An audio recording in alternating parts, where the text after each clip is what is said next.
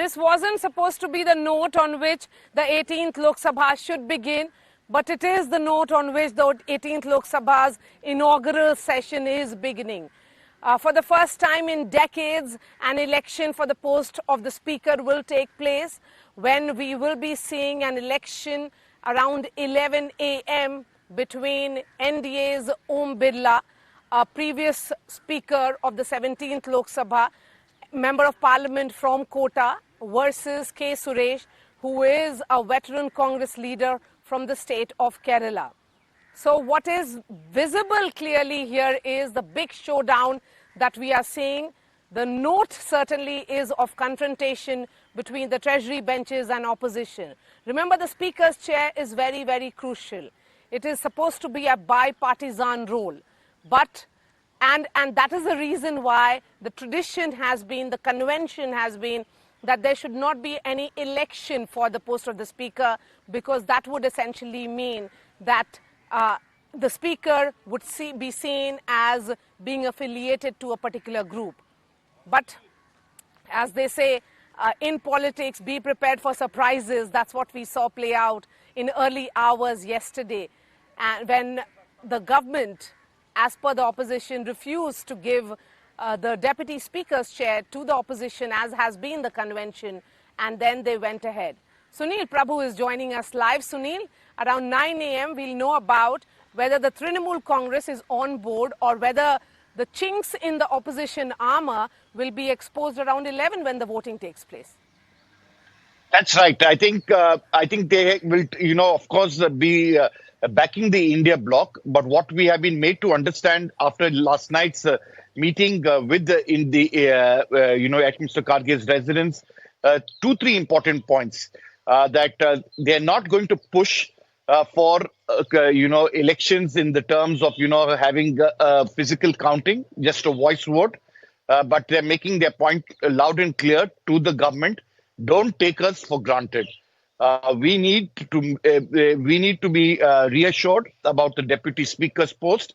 You heard Mr. Kiran Rijiju change track from what Mr. Piyush Goyal and other ministers were saying in the morning, saying that we are ready to discuss the issue about the Deputy Speaker, and it is giving an olive branch, and it's in that context that the India bloc have explained to even the Trinamool Congress, who was slightly upset about the fact that they were not consulted. It was a unilateral decision.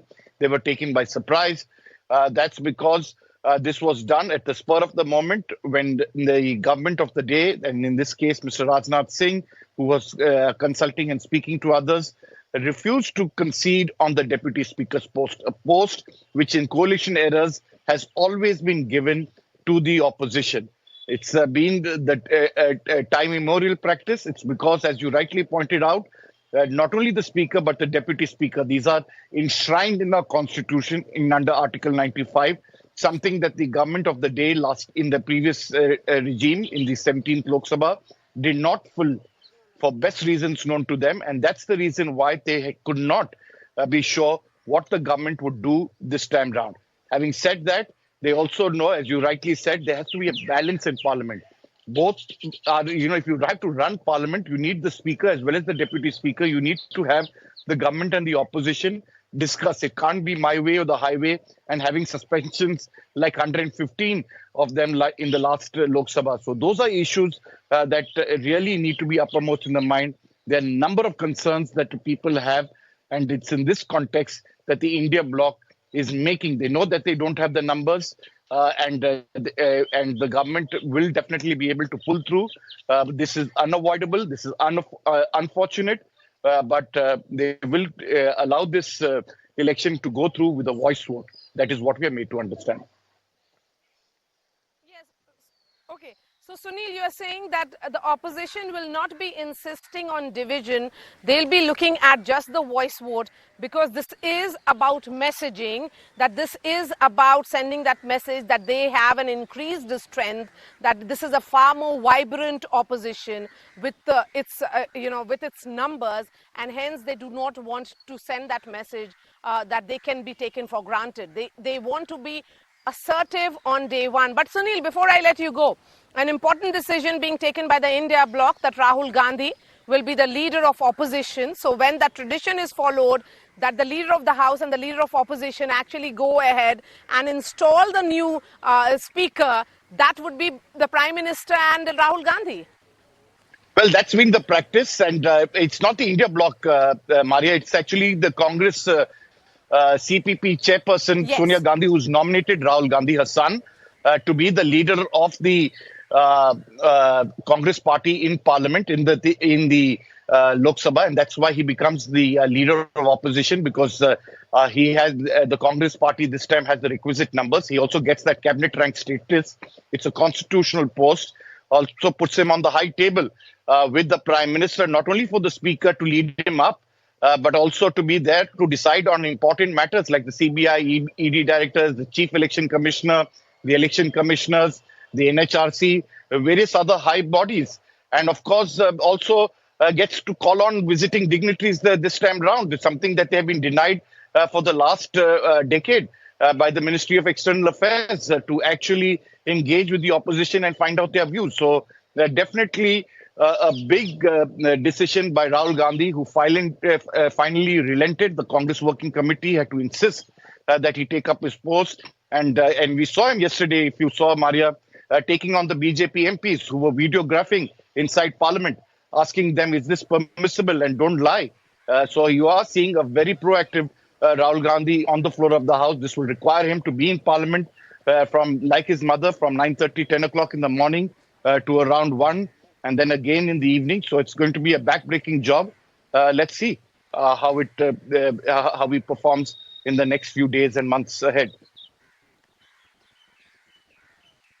Okay, Sunil, we'll keep coming back to you. Thank you so much for joining us early morning and putting the story in context and perspective as a reporter, someone who has tracked parliamentary democracy in India for years now. We also have Aishwarya Jain joining us. Aishwarya, so there would be an NDA meeting before the voting in Parliament, but it's becoming clear that there would be the opposition is not really seeking division here. They know that they do not have the numbers, but this is about messaging that's coming from the opposition. But talking about the NDA, that they want to send this message that not just the NDA numbers, which we know about, which is 283, this is more about what the NDA can do in terms of the floor management. That is the reason why you have they have managed the support of 4 YSRCP MPs and also others. Who are these others that can take the NDA number to 300 that they are hoping and planning for? Well, the message from the opposition party is straight that we are a strong opposition this time and we will not bow down. And therefore, the reason perhaps yesterday when there was no consensus that was made for the deputy speaker position and no commitment was made for with the opposition leaders, it was the opposition parties who decided to field their candidate in terms of the speaker position, and K. Suresh was fielded. But what we have been told till now is that the opposition parties had made their own strategy. Of course, yesterday it was Rahul Gandhi who the sources within the opposition camp clearly telling us that just not dial dial to TMC, but also dial to several opposition leaders late night as well. And he tried to garner the confidence of the other opposition parties that can come into support of K. Suresh yesterday. Yes, of course, there was a huge setback for the opposition camp when YRCP decided to not to support Mr. K. Suresh and to go with Mr. Om Birla. But of course, it is the senior leaders of the opposition camp continuously been in touch with the opposition leaders. What we have been told in the morning is that on one side it is the TDP MPs who are meeting at 50 Ashoka Road, that is Jaidev Galla's residence. They are making their own strategy. The NDA camp will be meeting soon, the parliament. On the other side, it is the opposition parties. DMK's leaders are meeting at Mr. T.R. Balu's residence. It is the Samajwadi Party MPs who will be gathering at Mr.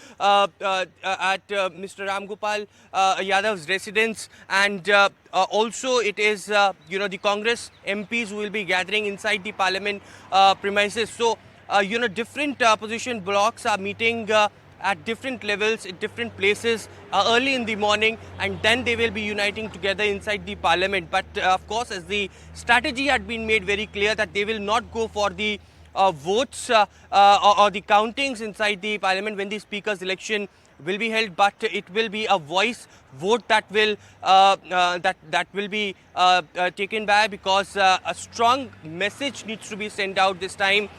From the very first day, it is opposition camp who is saying that they will not bow down, and therefore the reason perhaps if government will not agree to their terms, then certainly it will be a face-off that we will see, and it's just not first or second day, but perhaps we will see in next 5 years as well. All right, Aishwarya, continue to be with us. Thank you so much for joining us early morning. We also have Amitabh Tiwari and Sajan Kumar joining us. Sajan, good morning to you. Starting with you, your thoughts on today, because as we have been saying, this is for the first time in decades that there would be a division on the speaker's chair. There will be a contest, yes. We have seen contests in the past, but there would be vote strength that would be displayed from both the sides.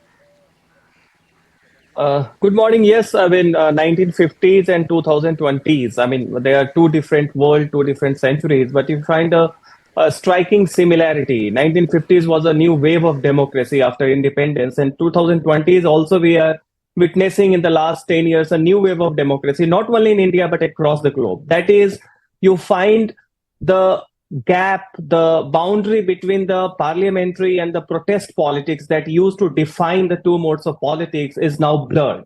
And that is why opposition knows that they do not have the numbers, yet they are choosing to field a candidate. And for the ruling party, they also know that a deputy speaker post doesn't command much of the functional kind of a role, because overwhelmingly it is the speaker who presides the house, and nevertheless they are not even compromising on that sort of a symbolic gesture. So that way you find that both the camps we are finding are assertive in terms of showing their strengths, and that is why this shows that we have already entered into an arena of politics, irrespective of the strength of opposition and the ruling party, wherein the parliamentary politics is going to witness more intensity in terms of the confrontation. And this is not just about one sort of event. This is like morning shows the day.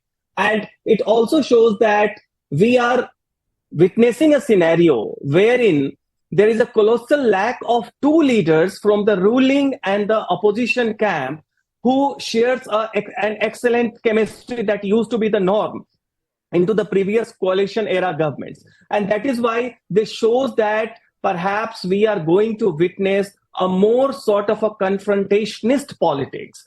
So what is a constructive opposition and what is a kind of a cordiality on part of the ruling regime needs to be redefined in the overall grand shift of the modes of politics, wherein parliamentary politics may start witnessing more in terms of the modes of and the grammar of something that is being defined by the protest politics. And that is why Yes, today's event to me is just know, the beginning.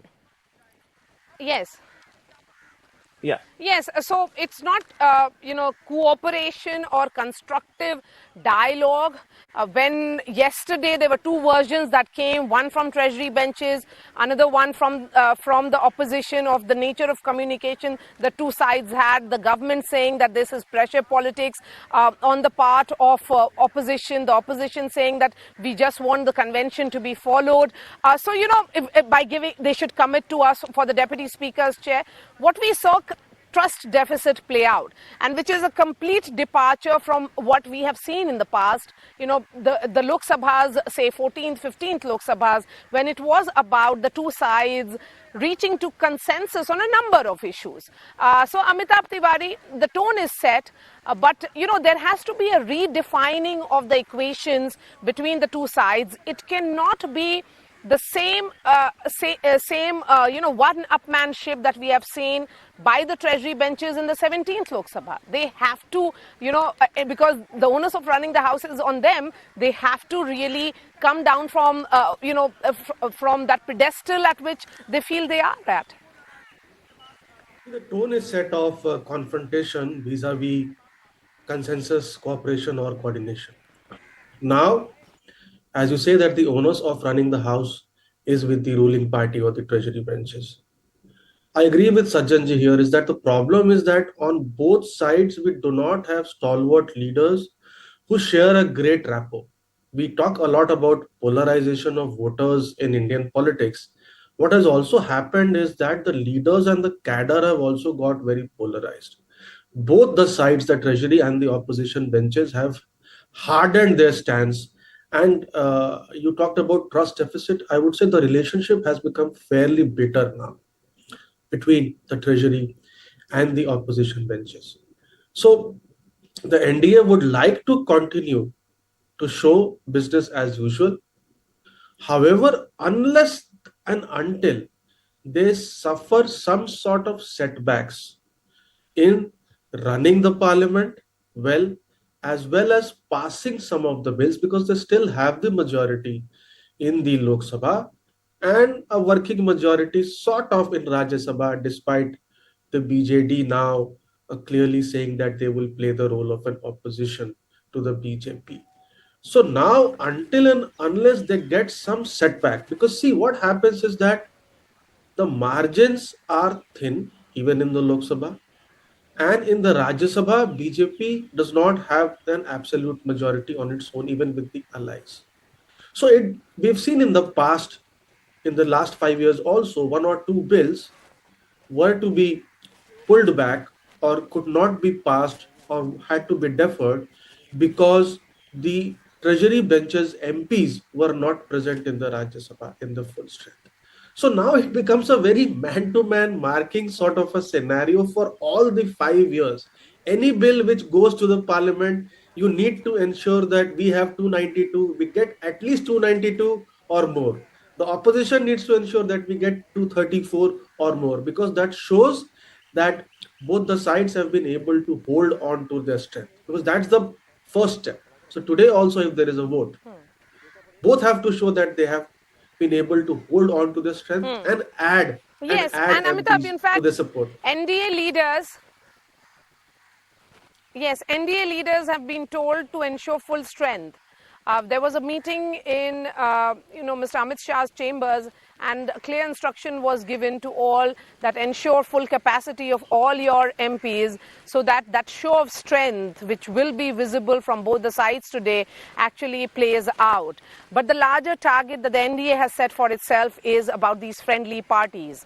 And Sajjan, in the previous two Lok Sabhas, the friendly parties were the BJD and the YSRCP. This time, BJD is very clear. Having lost the state of Odisha, there cannot be any, friendly support on any of the legislations. They would be playing the role of opposition.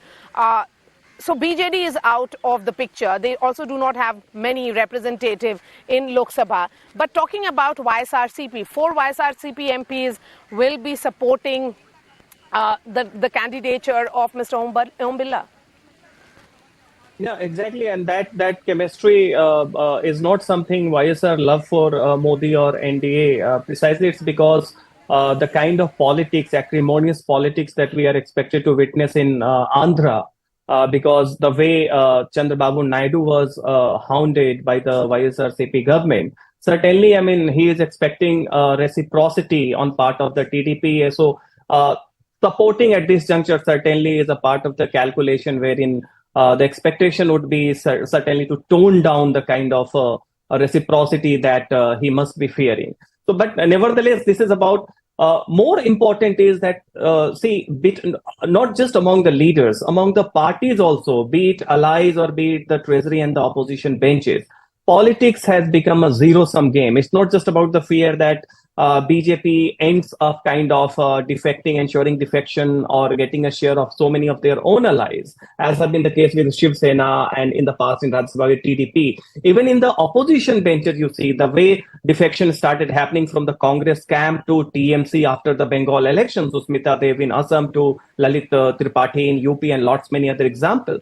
So today also we are witnessing that in a way people are part of the alliance, be it NDA or India alliance, and nevertheless they are also have a kind of a suspicion. So all the kind of cooperation, chemistry that we vouch about or that we expect and that norms that we are nostalgic about, is going to be just when you are compelled to do so. It is not something that you will find voluntarily, as has been the case in 1990s or in the initial decades of 2000s. So that is why what we are going to witness, that YSRCP has supported NDA, and that is also something which is driven from the calculation of the state-centric politics, wherein having reduced the margins, they also need BJP to play a role wherein Chandrababu Naidu should be slightly contained. Because today it's about the zero-sum game within party, within different parties, within camps. So that is why we are expecting it's more like no more the conventional politics as we have seen. No more parliamentary versus protest politics. They are clubbed. No more Yes, kind of absolutely. opposition. But it's more like a guerrilla sort of a thing. You never know who can support which other faction in under what circumstances, and that is why be ready to expect surprises from anyone in the future. Yes, and the fact is that there is a lot of no clarity, I would say, or uncertainty around Mamata Banerjee's stand today. This is going to be a very hard fought and polarized election for the Speaker's chair that we'll be witnessing in 2.5 hours from now. But Amitabh, the last word, I'll give it to you. Okay, in fact, K. Suresh is speaking, who is a 8-term MP from the Congress party, who's also the Congress party's, in fact, India Bloc's nominee for the Speaker's chair. Let's listen in. I'm going to contest it. Numbers are also talked about. What are your thoughts? You're going to be contesting this election. What are your thoughts? The government is compelled to in India Alliance to contest the election. So we don't want to contest election against the speaker. But when the government approached India Alliance, especially Congress party leadership, we just asked about the deputy speaker post. At that time, they are not given any assurance.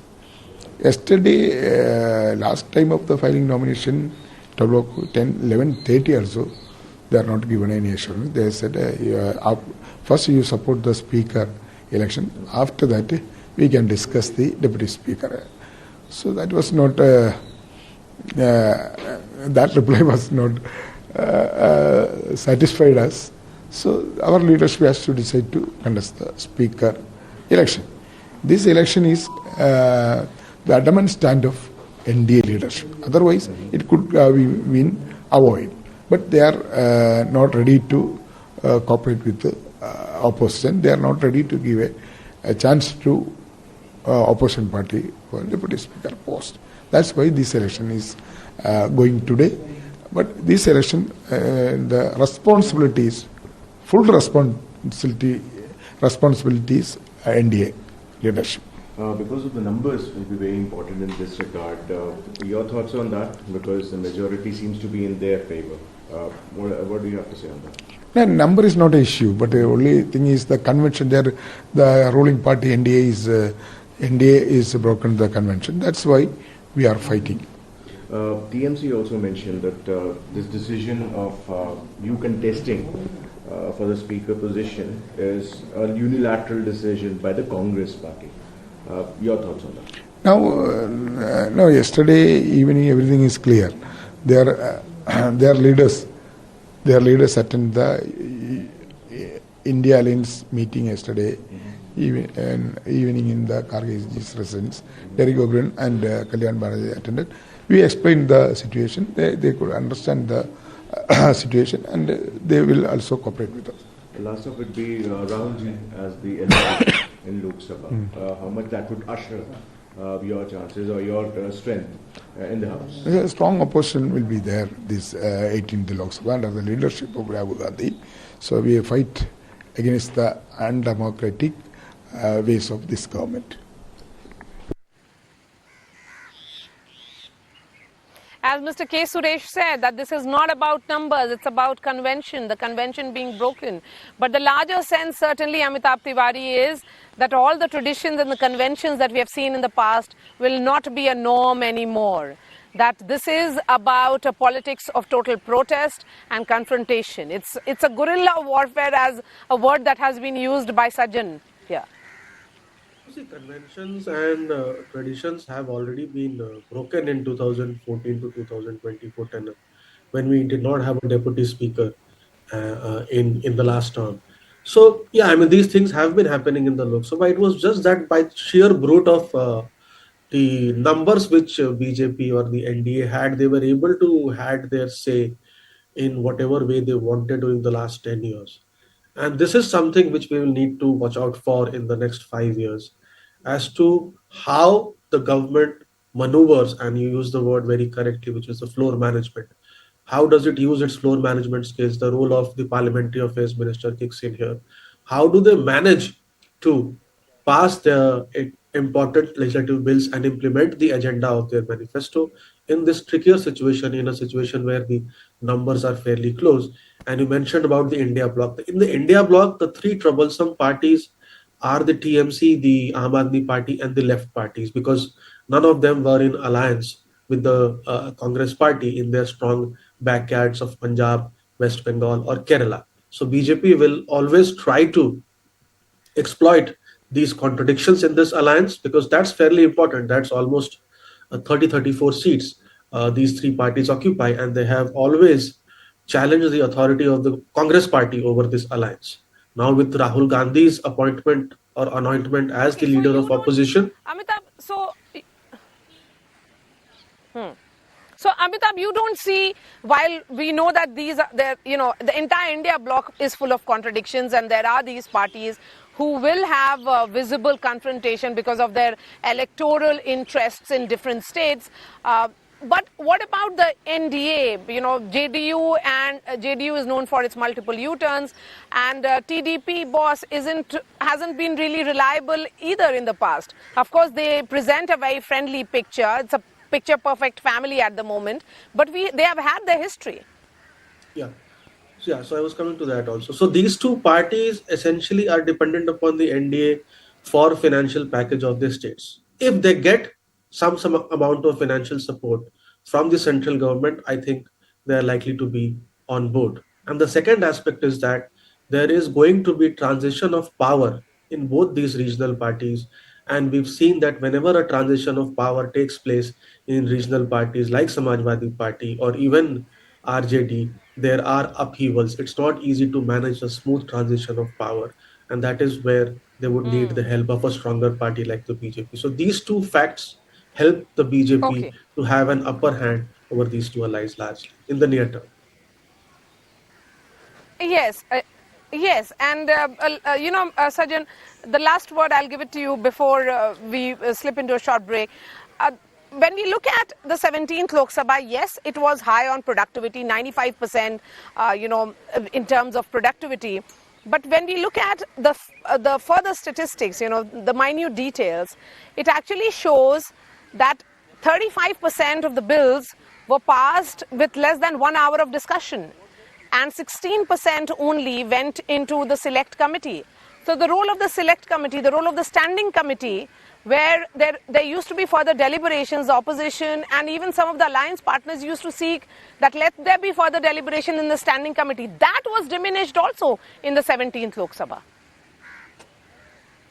Yes, Maria, and that's the crisis of the deliberative chamber, that is the parliament, wherein you find that it started in 1990s with the kind of bills which were popular then, that is the bills on reservation for the subaltern section, because there was a unanimity, so that is why the discussions were discarded. Anyone who wanted a discussion were silent, saying that this is such a grand moment, let us not waste time, and that is why great sociologist Andre Bete had written an article, I remember, United Colors of Caste, that even if it's more popular, you need, because Lok Sabha parliament is primarily a deliberative chamber. And when you fail to conduct the primary task of having deliberation over the issue, even if there is a over unanimity, then also you are failing in the primary job. Now, in 17th Lok Sabha, what changed? That rather than across the spectrum consensus, the ruling party's brute majority further precipitated that trend by simply passing the bills wherein there should have been and there were demands. So that is why, in a way, this perception that coalition government is bad for stability, I think there is also a silver lining that we are expected to see more and more deliberation in the 18th chamber. 18th Lok Sabha, and Parliament as a deliberative chamber, I think, is going to play its role, whether by compulsion or whether because of the kind of old convention is secondary. But the larger masses that we see, yes, the mode of politics have changed from a very kind of a old norm and convention based to a more kind of a confrontationist politics. But the good thing is that this confrontation may be a transitory phase of a new norm that may evolve in near future, and therein the deliberative spark that was needed, we are expecting to see that in the 18th Lok Sabha, because this time opposition is equally assertive and the treasury benches will have to cede that space.